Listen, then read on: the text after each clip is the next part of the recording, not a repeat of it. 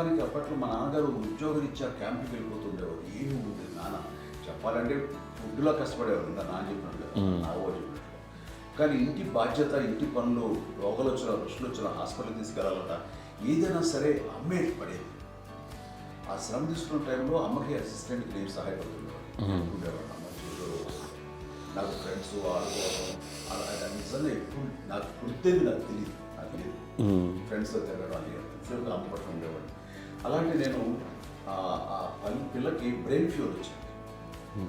ప్రభుత్వ ఆసుపత్రి పొన్నూరులో ఆ పిల్లని చేర్పించినప్పుడు 2-3 days అయిన తర్వాత ఒక బ్యాడ్ న్యూస్ వినాల్సి వచ్చింది. తెల్లరికి కాన్షియస్ పోయింది. ఏం చేయాలో తెలియదు. అమ్మ వయసు చిన్నది. ఇద్దరు తీసుకుని ఆ బిడ్డల్ని ఒళ్ళో పెట్టుకుని శవాన్ని, డెడ్ బాడీని రిక్షాలో ఇంటికి ఇప్పటికీ నాకు గుర్తు ఆ విజువల్స్. అండ్ నాన్నకి తెలియదు ఏ విషయం, నాన్న ఎప్పుడు వస్తారో తెలియదు, ఎలా కమ్యూనికేట్ చేయాలో తెలియదు. అది తీసుకుని వెళ్ళిన తర్వాత ఇంట్లో పడుకోబెడుతుంటే ఏం చేయలేదు. చుట్టుపక్కల ముస్లిం సోదరులు ఉండేవాళ్ళు, ఫ్యామిలీస్ అక్కడ.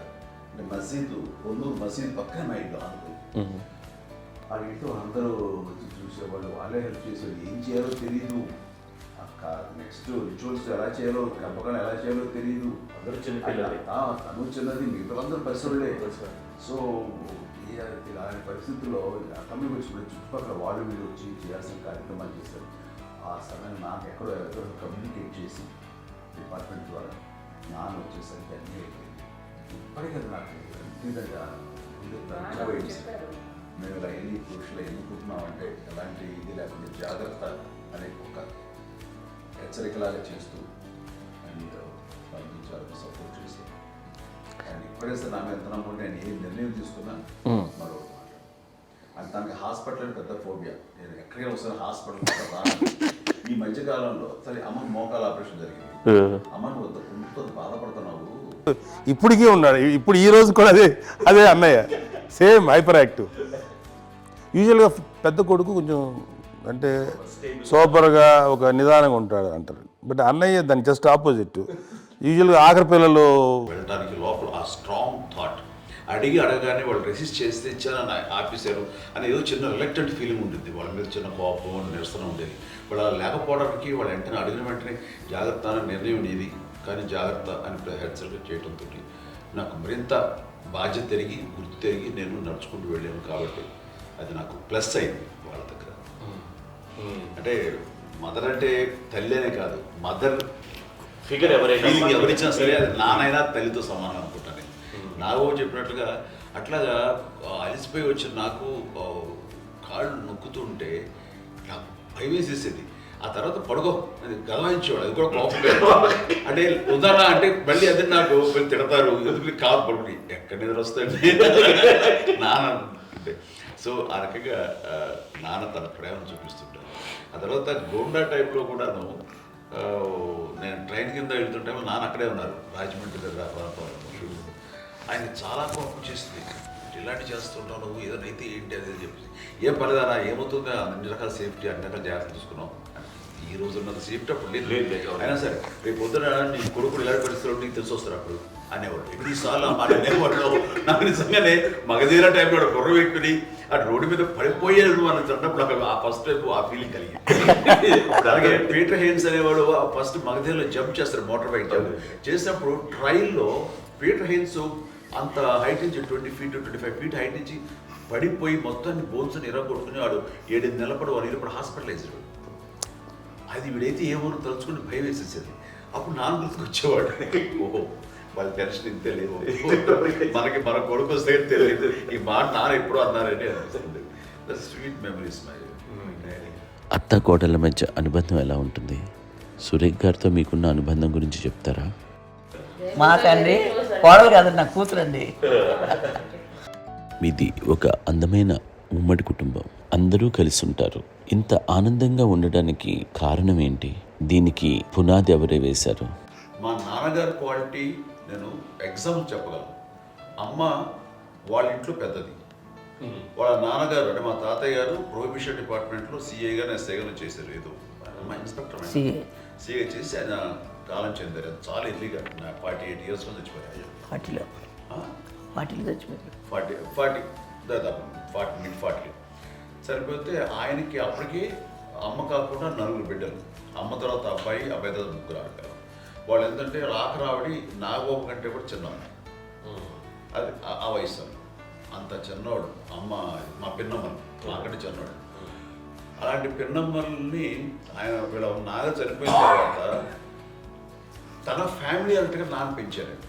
నాన్న కూడా అరాకురా శాలరీ మీద బతికేదే తప్ప కూడా కాదు. సో తనకు మిగిలిన దాంట్లో మళ్ళీ ఆ ఫ్యామిలీని చూసుకోవడం, మా అమ్మమ్మని చూసుకోవడం, వాళ్ళ మంచి చెడు చూసుకోవడం. వాళ్ళకు ఇల్లు మాత్రం ఉంది మొగల్తూరులో. ఆ ఇంట్లో వాళ్ళు అద్దెకు వస్తే ఆ కొంచెం డబ్బు నానిచ్చే డబ్బు, అక్కడ పొలం కొనిచ్చారు. ఆ పొలం మీద ఇచ్చే డబ్బుతోటి అంతా బాగా చూసుకోవాలి తన ఫ్యామిలీ లాగా. అందరూ మ్యారేజ్ కాబట్టి నాన్న ఫస్ట్ సూత్రధారి. అమ్మ కూడా ఫ్యామిలీ బాండింగ్, టుగెదర్నెస్ అనేది స్ట్రాంగ్. ఆడపిల్లలు ఇట్లా ఒకళ్ళొకరు అండి, కాంప్లిమెంటింగ్ టు ఈచ్ అదర్ అండి. అవి ఒక్కరు కాదండి, అది వాళ్ళ ఆమె చూపించే ప్రేమగా నేను చెప్పగలను. కానీ బట్ దీని అందరూ సూత్రధారి నాన్న తర్వాత అది అమ్మ మెయింటైన్ చేస్తుంది.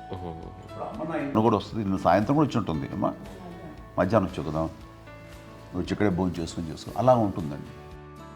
ఈ తరం వాళ్ళకి మీరు ఇచ్చే సలహా ఏంటి? కలిసి ఉంటే బాగుంటుందండి. బాగా పిల్లలు తల్లి కలిసి ఇంకా అక్క చెల్లెలు తమ్ముడు అందరూ కలిసిమెలిసి ఉంటుంది. అన్యోన్యం అంతా సంసారం నిలబడుతుంది. లేకపోతే ఏముందండి, ఇక్కడ విడిపోతారు. విడిపోతే ఇక్కడ అంత ప్రేమలు ఎక్కడ లేవండి ఇప్పుడు ఈ రోజు. అంటే ఒకప్పుడు ఒకరికి ఇంకొకరు భరోసాగా ఉండేవాళ్ళు.